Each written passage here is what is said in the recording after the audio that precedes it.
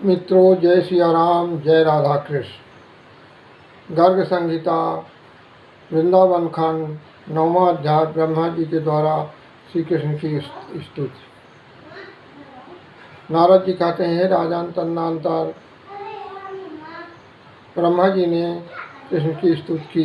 ब्रह्मा जी बोले, मैं किसी कांत से युक्त विद्युत वर्ण का वस्त्र धारण करने वाले, अमृत तुल्य मीठी वाणी बोलने वाले, परात पर बंशीधारी मयूर पुच्छ को धारण करने वाले भगवान श्री कृष्ण को उनके भ्राता सहित बलराम सहित नमस्कार है। श्री कृष्ण साक्षात स्वयं पुरुषोत्तम पूर्ण परमेश्वर, प्रकृति से अतीत श्री हरि हैं। हम देवता जिनके अंश और कलावतार हैं, उनकी शक्ति से हम लोग क्रमशः विश्व की शिष्ट और पालन एवं संहार करते हैं। उन्हीं आपने साक्षात श्री कृष्णचंद्र के रूप में अवतीर्ण होकर धराधाम पर नंद पुत्र होना स्वीकार किया है। जो मेघ के निर्लिप्त आकाश के समान प्राणियों की देह में क्षेत्रज्ञ रूप से स्थित हैं, जो अधियज्ञ एवं चैत्र स्वरूप हैं, जो माया रहित हैं और निर्मल भक्त एवं प्रबल वैराग्य आदि भावों से प्राप्त होते हैं, और देवहर को मैं वंदना करता हूँ। क्षण स्थायी बिजली के समान बदलते हुए ऋतुगणों के समान जल पर खींची गई रेखा के समान, पिशाच के द्वारा उत्पन्न किए गए अंगारों के समान और कपटी यात्री की प्रीत के समान जगत के सुख मिथ्या हैं, विषय सुख दुखों से घिरे हुए हैं।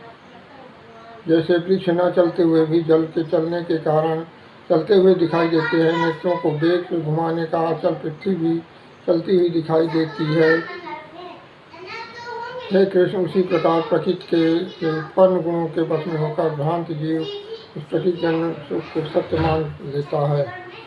सुख दुख मन से उत्पन्न होते हैं, निद्रावस्था में वे लुप्त हो जाते हैं और जागने पर पुनः उसका अनुभव होने लगता है। आहा मुरारे, आपकी महिमा धन्य है। भूतल पर उस महिमा को न मुनिगण जानते हैं, न मनुष्य, सूर असुर 14 मन भी उसे जानने में असमर्थ हैं। आपका परम सुंदर रूप मनमथ के मन को भी मोह हरने वाला है।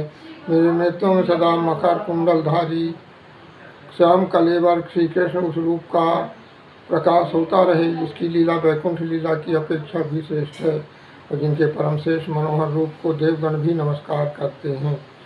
उन गोपी लीलाकारी गोलोकनाथ को मैं मस्तक नवाकर प्रणाम करता हूँ।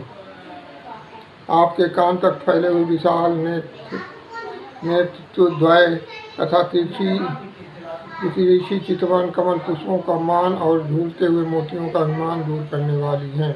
आपके पाद पद्यों की सर्वदा बजने वाली श्रीहरि के सैकड़ों किरणों से युक्त चक्र के समान आकार वाली पैजनियाँ हैं, जिनसे गोल घेरे की भांत किरणें इस प्रकार निकलती हैं जैसे सूर्य के प्रकाश युक्त रस चक्र की परिधि को हो, अथवा जो आपके पाद पद्यों की परिधि के समान सुशोभित है। जिनकी मंदगति राजहंस की भांति सुंदर है, जिनके कंधे गले तक ऊंचे उठे हुए हैं, उन श्रीहरि हिमाला का मान हरण करने वाली मनोहर काकुलका को मैं स्मरण करता हूँ। जो सुवर्ण तथा मुक्ता और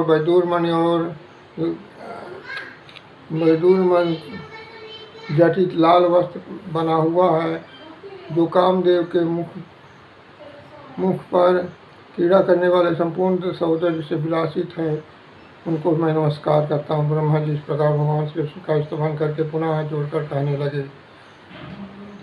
जगत के स्वामी, मैं आपके नाभ कमल से उत्पन्न हूँ। माता पिता अपने पुत्र के अपराधों को क्षमा कर देते हैं, उसी प्रकार आप भी हमारे अपराधों को क्षमा करें।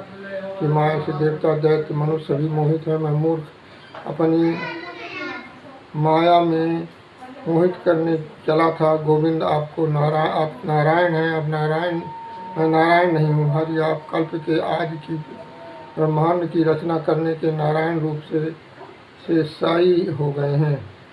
आपके जिस ब्रह्मरूप तेज में योगी प्राण त्याग करते जाते हैं, बालघात में पूतना भी अपने कुल सहित आपके उसी तेज में समा गए। माधव प्रभु, मेरे ही अपराध से अपने गोवत्स और गोबालकों का रूप धारण करके वनों विचरण किया है। तेरे गोविंद, आप मुझे क्षमा करें।